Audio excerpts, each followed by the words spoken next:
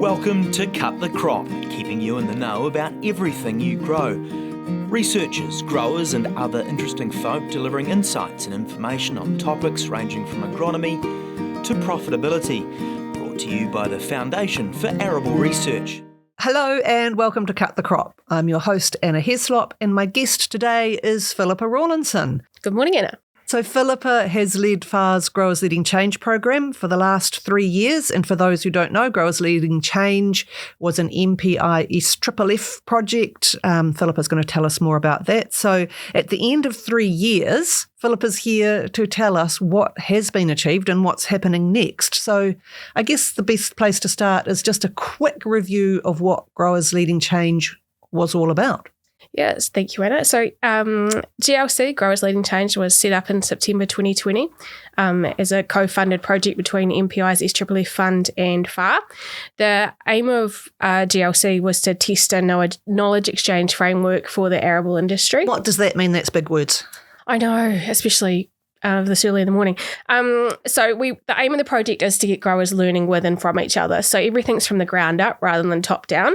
The way we do this is through the grower learning is through what we call arable discussion groups. And these are groups of 10 to 12 growers who have got together with a topic or an idea in mind. And they come to us and we run through a facilitated session and flesh out the topic a little bit more. So we land on something concrete. And then we also draft up a series of activities that the group will achieve over the next 12 calendar months. And the facilitator, it's their job to action those activities over that time. So that's the first way that we want that grower-to-grower learning to be undertaken. The second way is through what we call our Pathfinder farms, and those are groups of growers or individual growers who have something innovative or funky that they want to try that's beyond the norm, and they're supported a bit more in depth by the FAR research team. We've had 4 Pathfinder farms set up throughout New Zealand. We've got 3 in the North Island and 1 in the South Island. Cool. So in the arable discussion groups or arable growth groups, they're nationwide as well? Yeah, so they're formed throughout New Zealand, supported by 6 regionally based facilitators. We've had 2 established in Southland, 1 in North Otago, 9 in Canterbury, 2 in the Eastern North Island, 1 in the Manawatu, and 3 in the Northern North Island, and they're our most recent groups.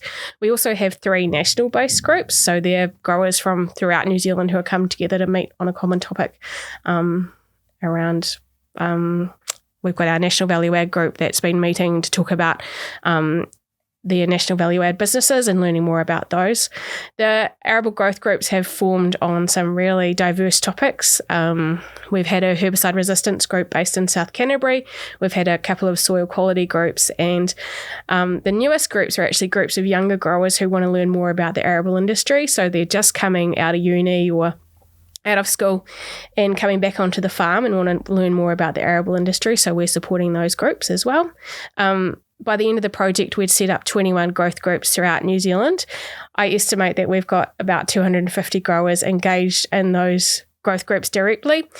And through the life of GLC, those groups have met an estimated 163 times, which is pretty cool considering we've had COVID and other interruptions through that 3-year period. Ooh, big numbers. So 250 growers, that's probably about 10 to 15% of FAR levy payers up and down the country. Yeah, and it's really exciting to think that the growers are engaging with a completely different concept. The growth groups themselves have been grower-led, so they're topics that they want to pursue and they want to learn about. But is it just them that's learning? So, or how do other people get involved or find out what's going on? It's like, oh, I'm not a member of a Growers Leading Change group. That's not fair. Yeah, I know, and we've had a little bit of that. But the groups have had they have about a 12 to 18 month setup time, in which time they kind of get to know each other and set up what they're doing and get that grower learning underway.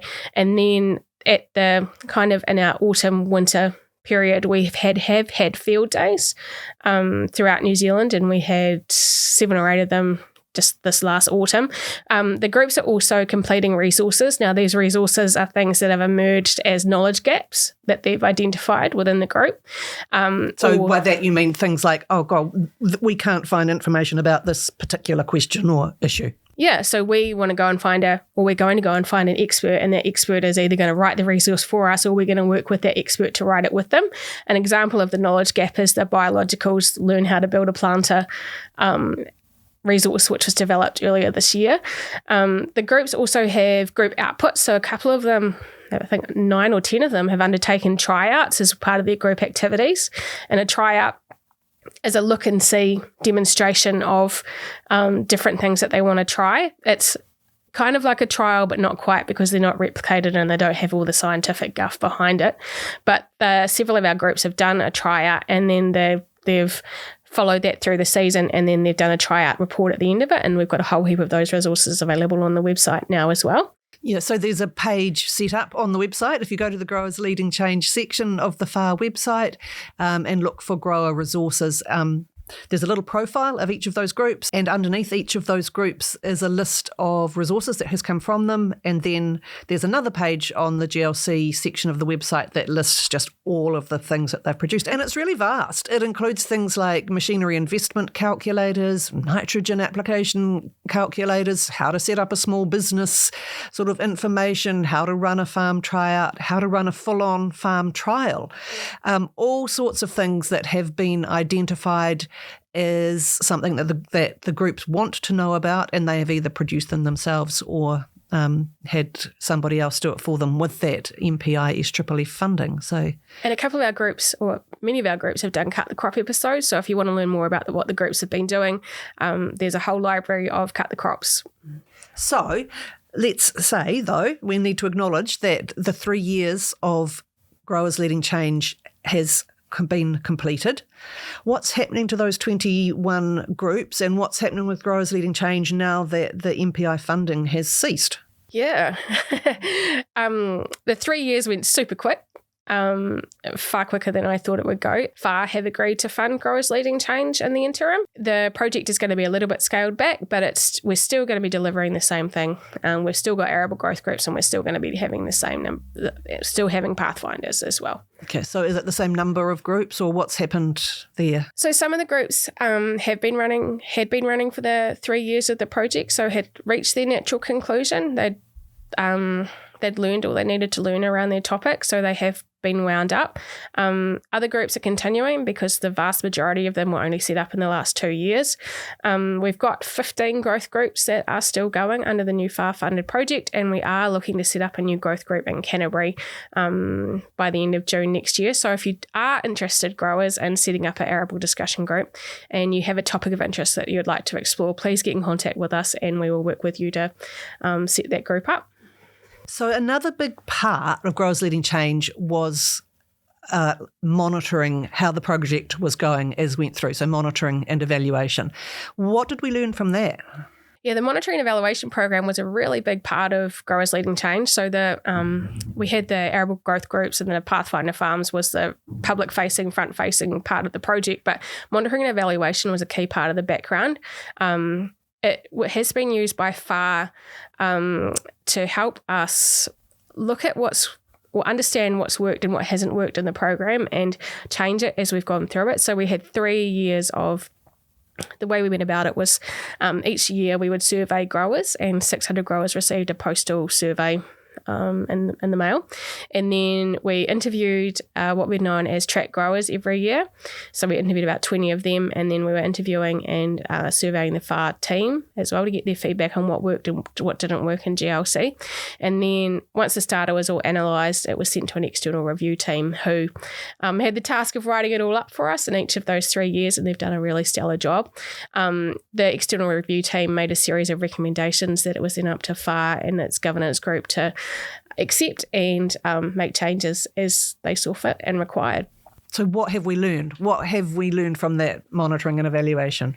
I guess it'll be no surprise to many arable growers out there, but arable growers all love arable farming. That is by far and away the clear thing that's come out of the survey.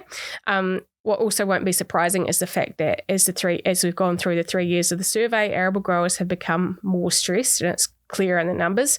In year one, only 30% of those surveyed identified that they felt that arable farming was stressful for them. And by year three, that's up to 63% of growers identified that arable farming was stressful. But it's not surprising given everything that's coming their way. I mean, you just look back at the weather events we've had over the last 3 years, rain, hail, fire, cyclones, everything that you can think of has been thrown at growers, plus changes in government legislation and regulation, input costs, fluctuating product returns. COVID. It's a really challenging time for growers. It's been a doozy. So we do know that arable farmers are more stressed than they have been before, but so it means it's really important for us to make sure those growth groups and the demonstration farms keep going, because one of the outcomes or outputs of GLC is around social wellbeing and making sure that arable farming is a more enjoyable place for growers. So by getting growers off farm and engaging with other people and, just getting off farm is a key part of what we're doing going forward. So, yeah, we've had feedback along those lines, haven't we, that it's just good to get off farm and talk to other people and realise that you're not the only one that feels that way? Yeah, no, absolutely, 100%. So you mentioned one of the things that we think is contributing to stress on farmers, those changes in regulations. Do we have any ideas of whether arable farmers are good at dealing with that, whether they're picking up new technology, stuff like that? Yeah, so one of the questions in the survey was around innovation and identifying new technologies that they can apply on farm. And over 90% of growers were confident that they could identify and apply new growing techniques on farm. So they thought they were pretty good at identifying what they could take back on farm. What the tracked surveys did show us was that, and this will come as no surprise, for some of those innovations and technologies to be used on farm, the business case needs to stack up. And for some growers who are just coming back onto the farm, that they're not in a position where they can see how the innovation is going to help and is going to work on farm. They can't quite financially take that step to incorporate it into the farm system. If the aim of the first project was to develop and test a new model for getting information to and between arable farmers, key measurement would be, did we succeed? Did we develop a successful model? I think so. But I'm a bit biased. I'm the coordinator for the project. Growers love engaging with growers leading change. They are sharing information that they learned in the groups with other growers outside of the groups. So the information is getting out there. I think it's been very successful. Thank you very much, Philippa, and thank you, listeners. Have a great day on the farm. Thanks for tuning in to Cut the Crop, presented to you by FAR. If you'd like to know more about any of the topics discussed or have any suggestions for future topics, go to www.cutthecrop.co.nz.